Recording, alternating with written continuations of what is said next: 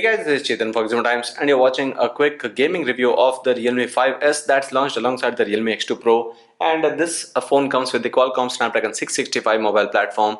There's again varied amount of storage options, but there's 4 GB of RAM present in these phones, and you have the HD plus display here, a 5000 mAh battery, so it would be interesting to see whether the phone handles larger games and if it has a good battery life. And before we start the test, you can see that it is a 100% battery that is present on the phone right now, and we are going to also test the heating of this phone, whether the phone heats up. So before we start the test itself, here's the ambient temperature. The ambient temperature of the room is about 26.5 degrees.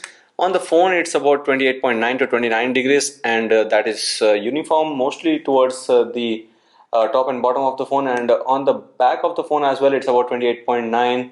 29 degrees is what the temperature is. So now let's start PUBG Mobile and we'll see if it's able to handle the game well. So before we start again, this is the headphone jack of the phone, which you should be using usually for these kind of games, but right now we are playing it on the speaker. There's a single firing speaker towards the bottom of the phone. And for the graphic settings that are possible here, there's smooth plus high, balanced and medium, and there's no HD option. The balanced and medium is the best that you can play, which was again not unexpected with Snapdragon 665. The previous phones such as the Realme 5, the Vivo U10, the Xiaomi Mi A3, most of them had the same options present here. So balanced and medium is what we are going to play on right now, and we'll be playing a regular classic game, and we'll see how it performs.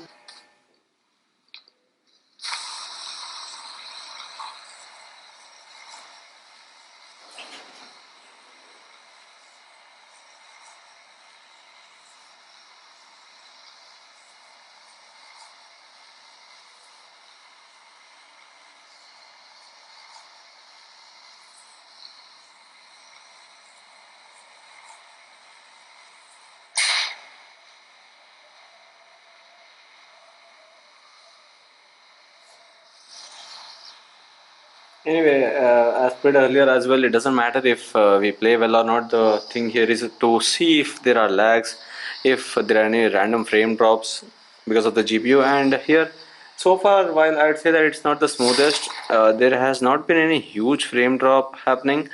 The random lags are present, and that is again expected from a chipset like the Snapdragon 665, because it's not a heavy one when we talk about the regular gaming.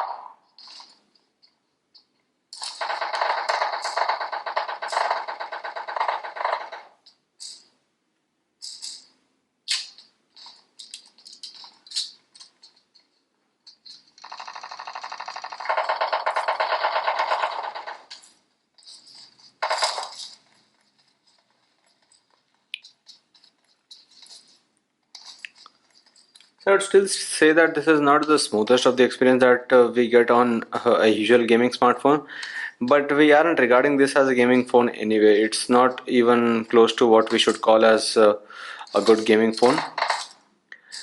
But that's usually fine if you are someone who just plays these kind of games for fun.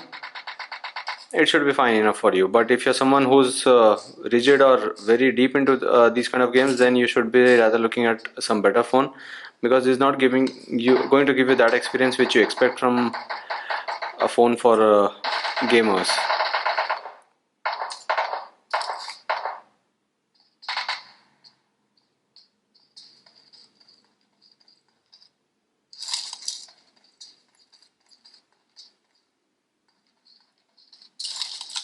And after usually playing on games, phones like OnePlus 70 and also the ROG, we usually struggle to play in these kind of phones because the entire experience changes. It's not just about the screen size or anything, it's more about how easy it is to keep your hands on these and move around.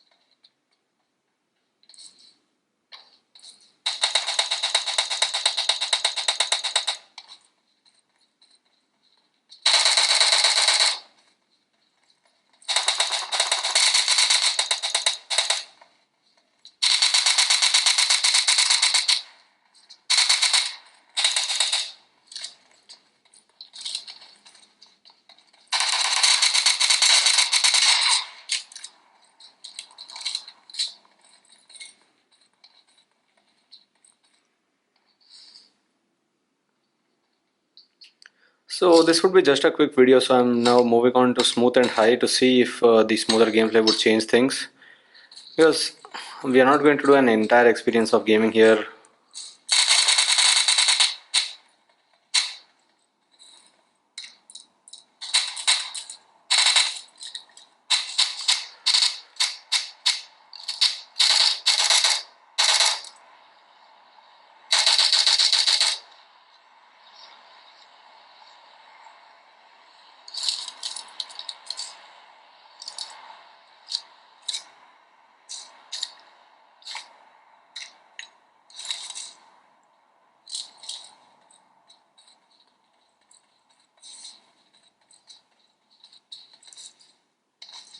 So on smooth, you can clearly see that this has got easily smoother than the regular one, or whatever was the balanced and medium.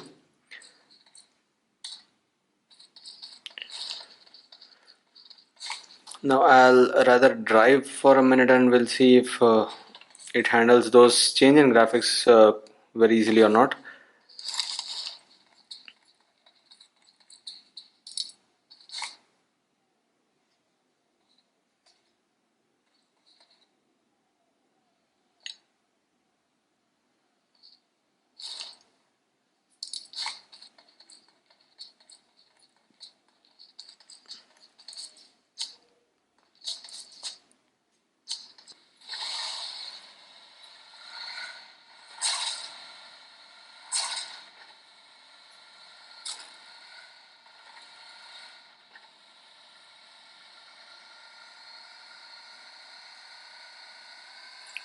Now here if you see, it's still smooth enough, and if with Snapdragon 665 Adreno 610 GPU you don't see a smooth performance, then it wouldn't be making sense at all to buy this phone, even if you're a casual gamer. But here we are seeing that At least with the smoother gameplay, it's quite good. It's not lagging and there's no frame drops. It's all decent with the performance of gaming.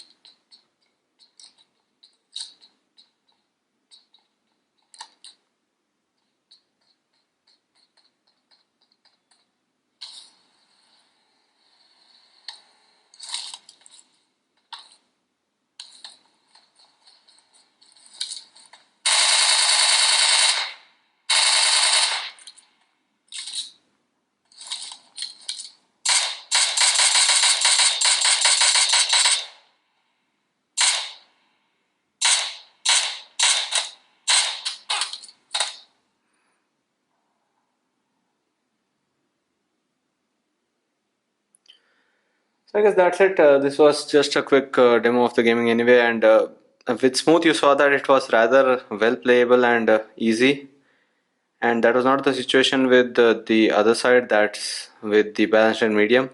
Balanced is not a huge gaming option, but still on balanced it was not smooth.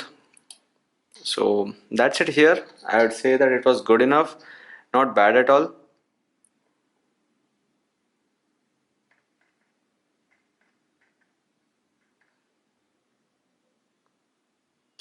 And now, even before we close this, while the game is going on, let's check out the temperatures. It's about 38.6, 39 degrees almost, which is not at all heated up, and everything is well under control. We haven't seen the phone to be heated there as well on the front, and it was not at all uncomfortable. So 39 almost is what we see as the best temperature or the highest temperature for this one.